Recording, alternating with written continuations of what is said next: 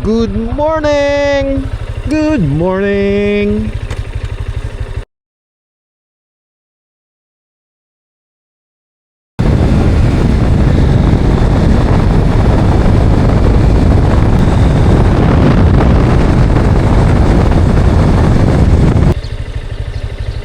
Ganda.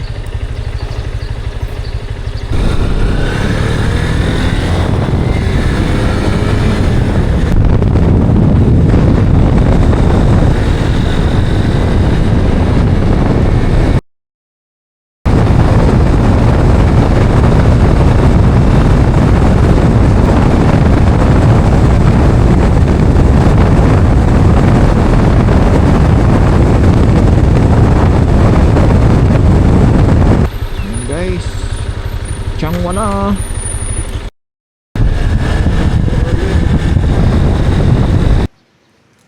Ayun guys, nandito na tayo sa Erlin Spill Dormitory. Yan, napaaga ang ating biyahe.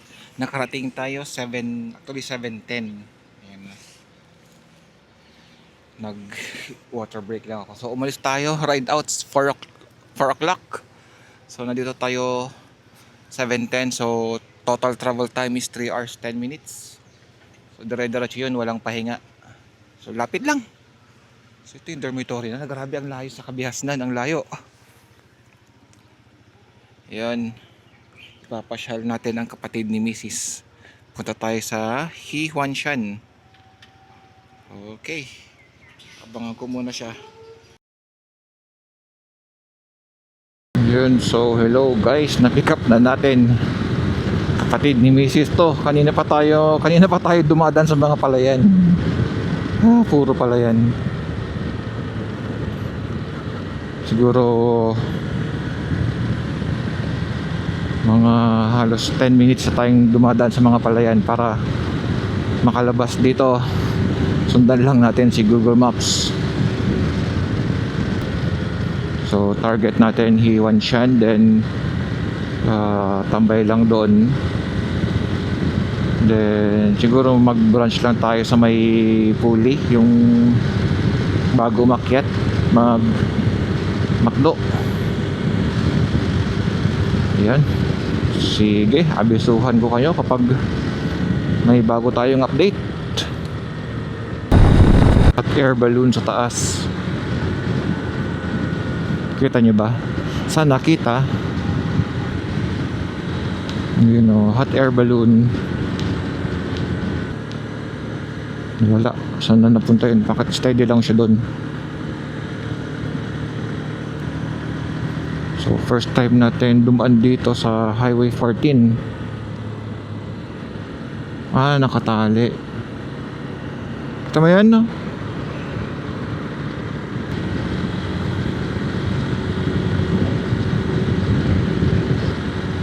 Balloon park pala siya. Okay.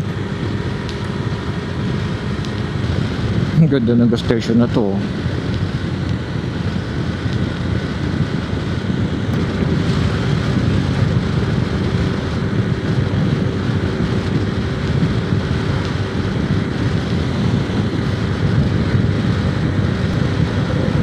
Ganda rin pala tong Highway 14. Slight left. Mag-merge tayo dun.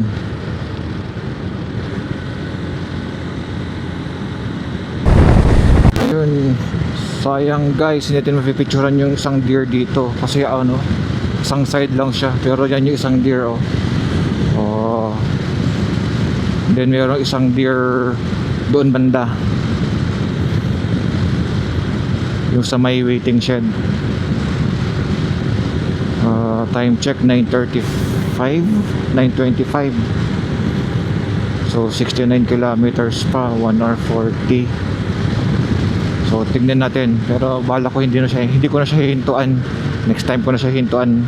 Pasadahan lang natin ng view, at least nakita natin siya.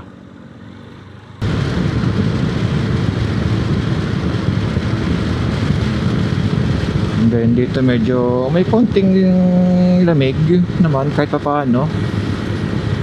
Pag huminto, medyo mainit. Pero kapag itong moving, medyo may pitik ng konting lamig. So, ayos, ayos.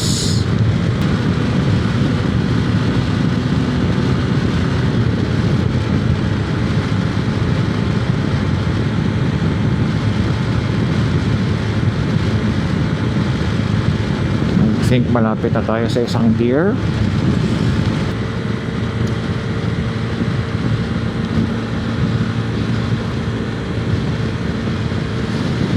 Hanggang tulay, no? Haba ng tulay na yan. Highway number 6.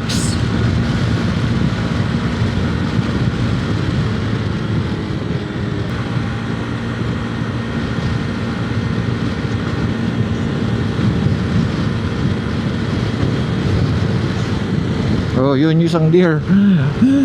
Ang bilis.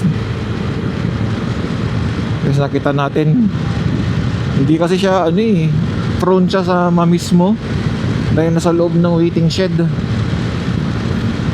Anyway, post natin mamaya.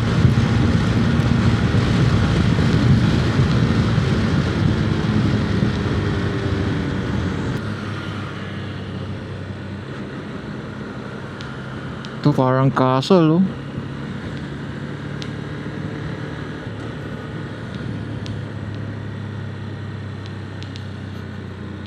Yun, hello guys, andito na tayo sa Hehuanshan. Grabe, na-delay tayo ng 30 minutes kasi ang hirap pala ng daan dito pagpabalik. Kasi mostly ginagawa natin dito pababa tayo, ito paahon. Ang daming bus. Grabe, usad pagong.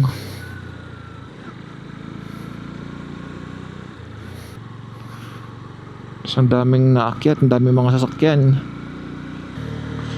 But again, we made it to Hehuanshan. Yan, no? Paakyat na yung clouds.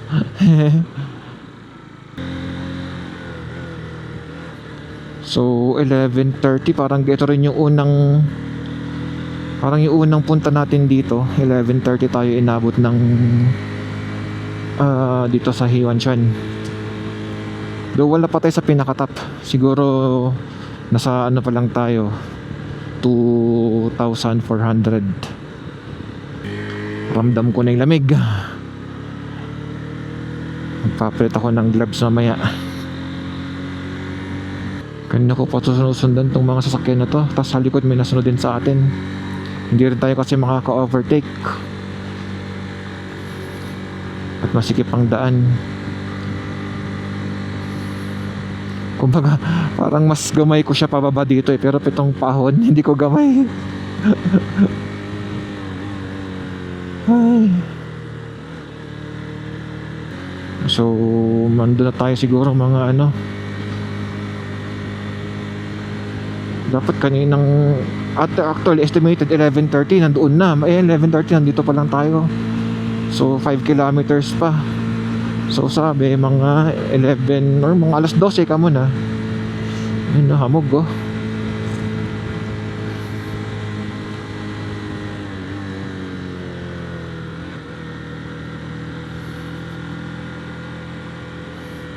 And mas nakakatakot ka pala kapag paakyat kasi nasa side tayo ng bangin. Hindi gaya ng pagpababa tayo, nasa side natin yung bundok. Medyo quite scary.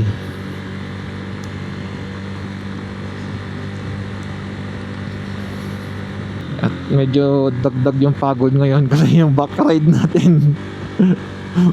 Hindi sanay sumakay ng motor, medyo may konting kalikot.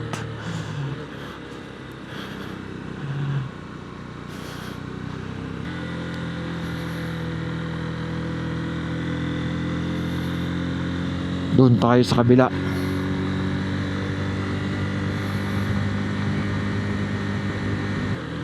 Okay lang maggetong humamog, wag lang uulan. Though yung forecast naman na na-check natin, hindi umuulan. So okay lang.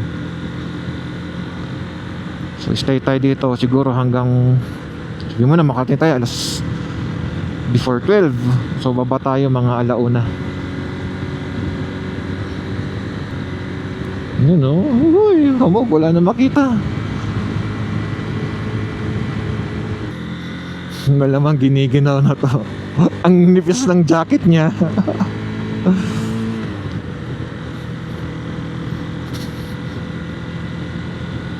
Siguro temperature ngayon dito nasa ano, baka 16, 17.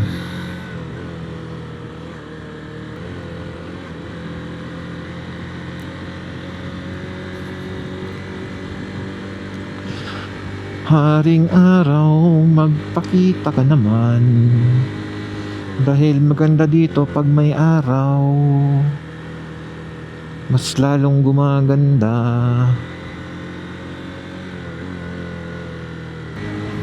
Ngayon no, dadaanan natin yan.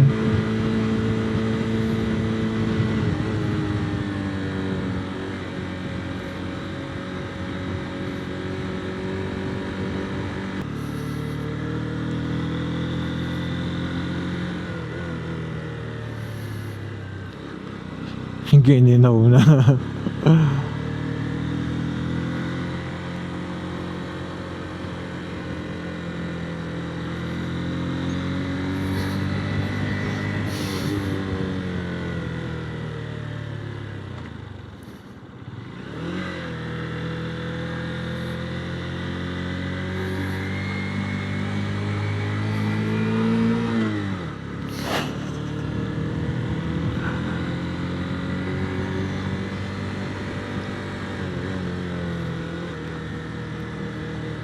Okay din yung papaano pa reverse na akyat dito.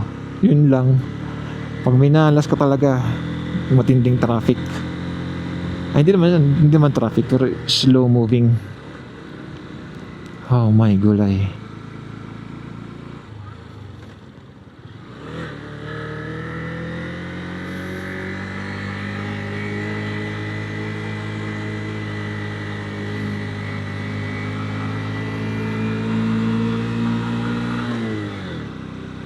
Stop muna tayo dito.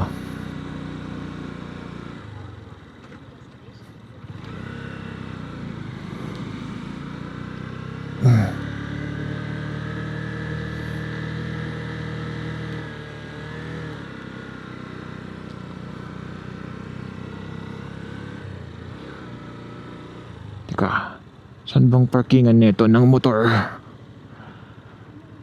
Andali. Pwede ka magpa-picture dyan muna. Nangalay ka na. Ano, malamig? Yan no, picture ka dyan no, saka dito. Yan yung binaybay natin, umakyat tayo dyan. Mamaya, dyan din tayo bababa. Pag ganun tayo.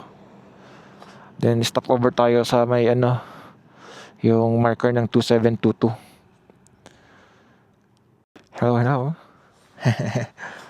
I'm back.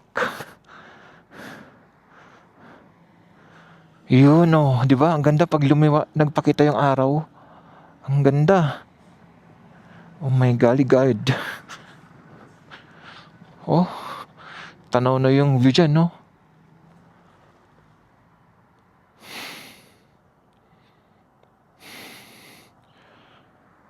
Di ba?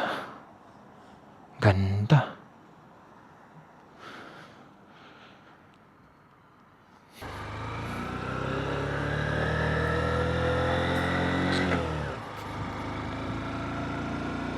Ganda oh.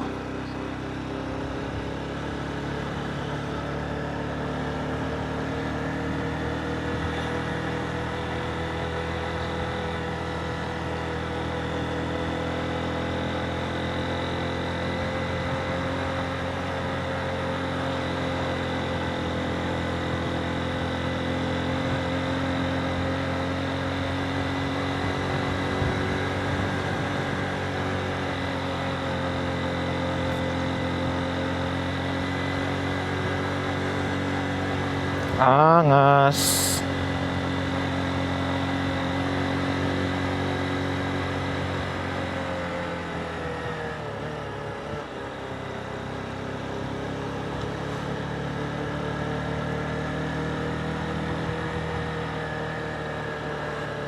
Yun, ganda ng view oh. Woo! Nasinagan siya ng araw.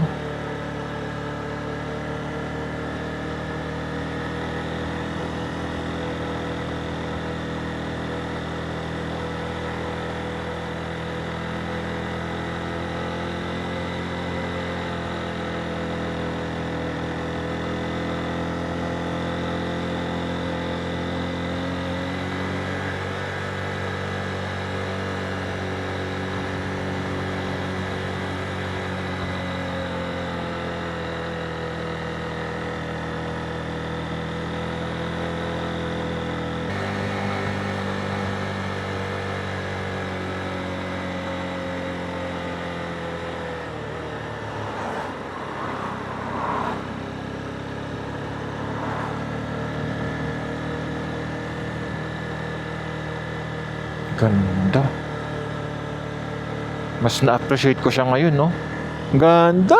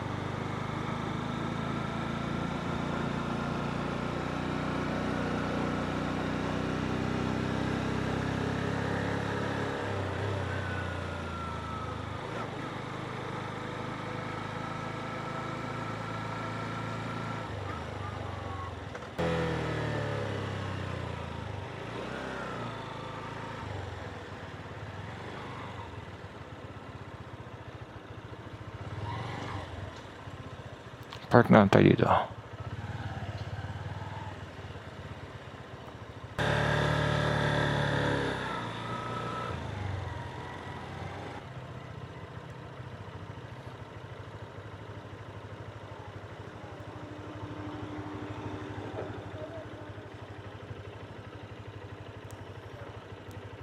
Okay.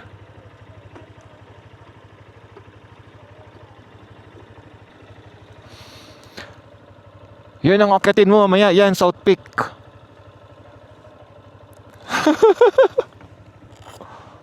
Ganda na.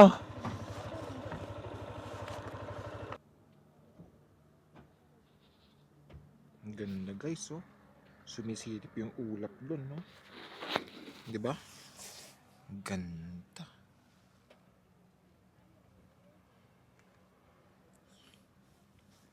Perfect, perfect weather.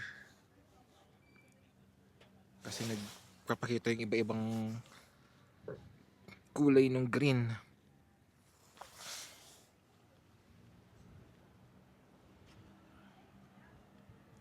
Ganda.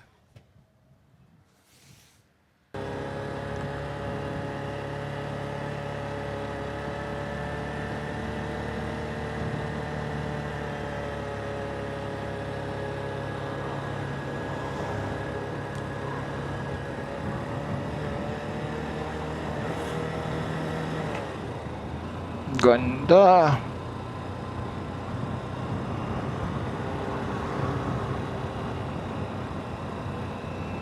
Iba pala ang feel kapag sa opposite side ka na naman dumaan.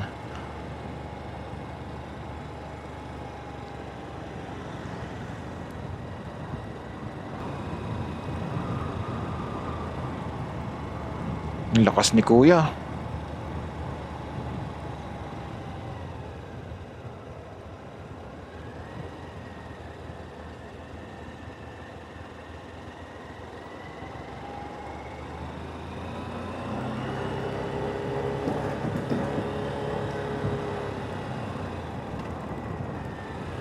Ayan.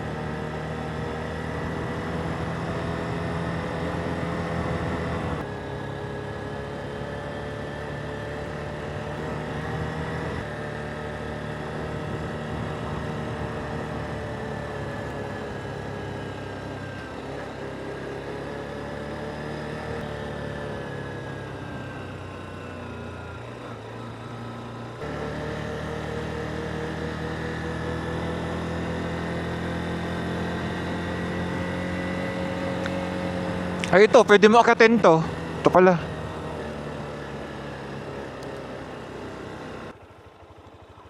Yan. Oh. Ano, sulit? Kaya? Thank you, Kuya Mar. Diretsuhin mo lang yan. Ang labas mo yung doon sa kabila, baka kita doon. Saan kaya pwede ako mag-park? Dito muna siguro ako.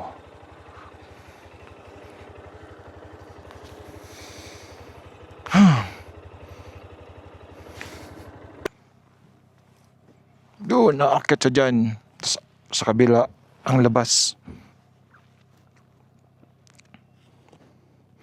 Abangan natin sa kabila. First time makalabas ng dorm, oh. Yan, enjoy. So, tingnan natin kung makapag side trip pa tayo ng Sanmon Lake. Yun guys, inulan tayo. Nabutan tayo ng ulan pababa. Actually, yun ang tatambay tayo sa taas. Umulan, pero dumaan lang. Nabasa tayo ng slide. Pero backride natin, basang-basa. Nasa tip pa siya ng bundok, yung sa South Peak. Tapos doon siya naabutan ng ulan. Pero buti na lang, at least maaga-aga tayo nakadating dito, nakapagpa-picture pa. Hindi umulan. Ang mahirap kasi pag umuulan yung papunta ka masisira na yung araw. At least pag umulan na pabalik, medyo okay pa.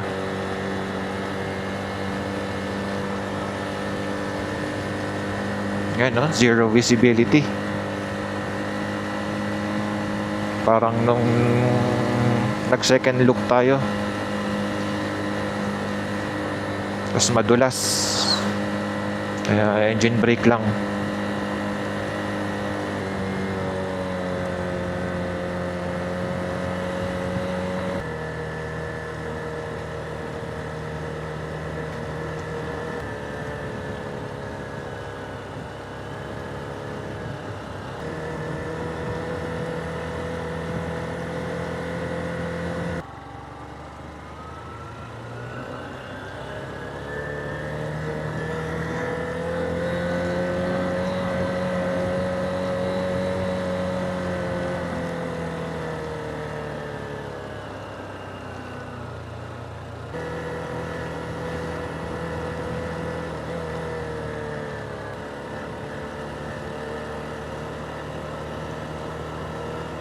Kapal ng hamog, no?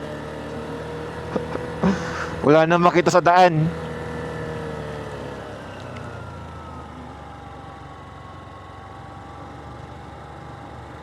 Kaya alalay lang.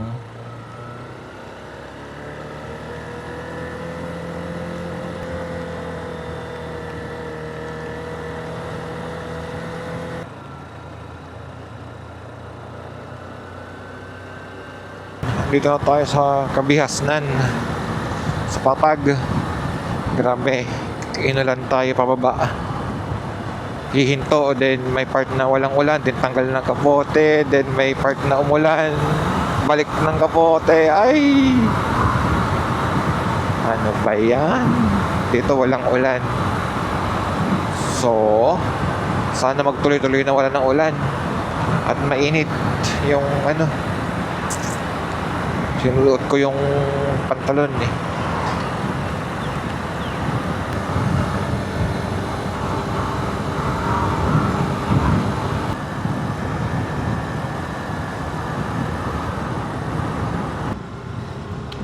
Ayun guys, ginabi tayo ng uwi. Minahalas tayo yung pabalik ng Changwa, ng Erlin. Nahulog yung cellphone natin, wasak yung LCD. Kaya naghanap pa tayo ng magre-repair. Buti na lang na-repair kasi wala, may hirapan tayong umuwi niyan. Umaasa lang tayo kay Google Maps. Ay nako, talagang nagpaparamdam na tong cellphone ko na sabi, palitan mo na kasi ako. 7 years na rin tong cellphone natin eh. Kaya pa naman napalitan ng bagong LCD, medyo parang umayos. Parang tawag dito, medyo tumino.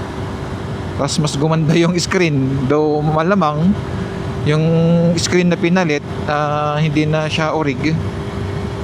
Pero okay naman. Dito kasi yung mga important na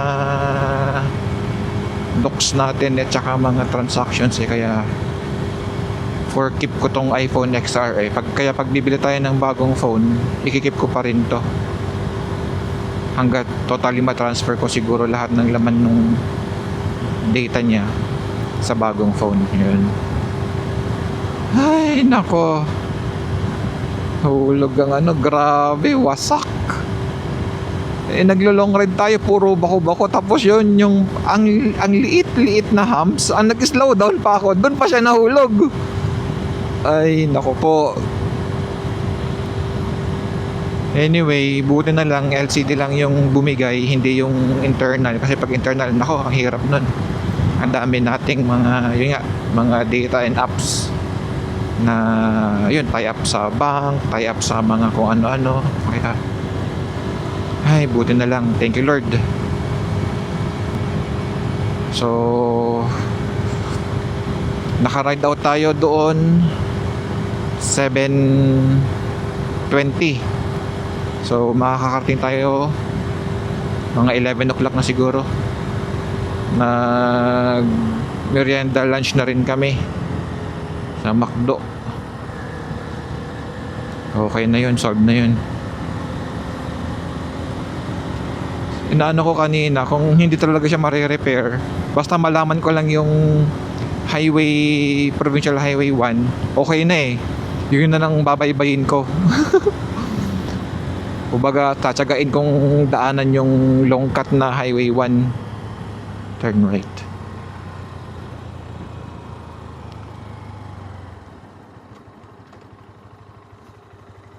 Yun, tsatsagain ko na mababaybayin yung Highway 1 kahit masyadong malayo. Basta matumbok ko lang siya in case na yun nga, pag hindi ma-repair talaga tong LCD or assuming wala silang stock. Ganun yung magiging solution ko kanina. I-record ko lang kung paano lumabas dito sa Erlin. Tapos hanapin ko yung Highway 1, dire-diretso na yun pa southbound. Ay nako po, saan kaya tayo dinaan itong Google na yun? So yun nga pala, today is May 16. Yun, gusto ko lang i-congratulate ang aking bunsong kapatid. Nanalo siya sa weekly regional finals, by tawag doon. Sinanalo siya nung Tuesday, and then yung parang lahat ng car na representative maglalaban-laban ngayong Sabado. So God is good kasi siya yung nanalo sa tawag ng tanghalan. Yun, so yun, Niloloko ko nga sabi ko buti sinunod mo yung payo ko or sundin mo lang yung mga advice ko pag sa pagkanta singer din tayo, di ba? Mayroon tayong vlog na nakanta tayo. Yun. Ang dilim naman tong daanan na to. Mukhang sa bukid tayo dinaan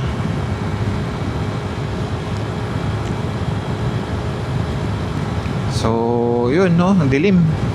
So anyway, balitaan ko kayo kapag nakauwi na tayo ng bahay. Sa ngayon, dito ko natatapusin ang ating vlog for this May 16, ang first long ride natin after ng bakasyon natin sa Pinas. So ito. So 150 kilometers papunta dito kanina, and then almost 112. Then another 150 pa ganun. So 200, 153. So sabihin mo na naka 600 tayo, almost 600 kilometers tayo ngayong araw na to. Ayun. Okay, yun muli. Maraming salamat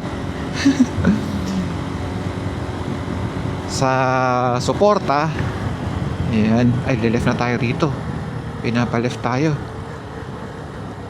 Sundan natin yung sasakyan.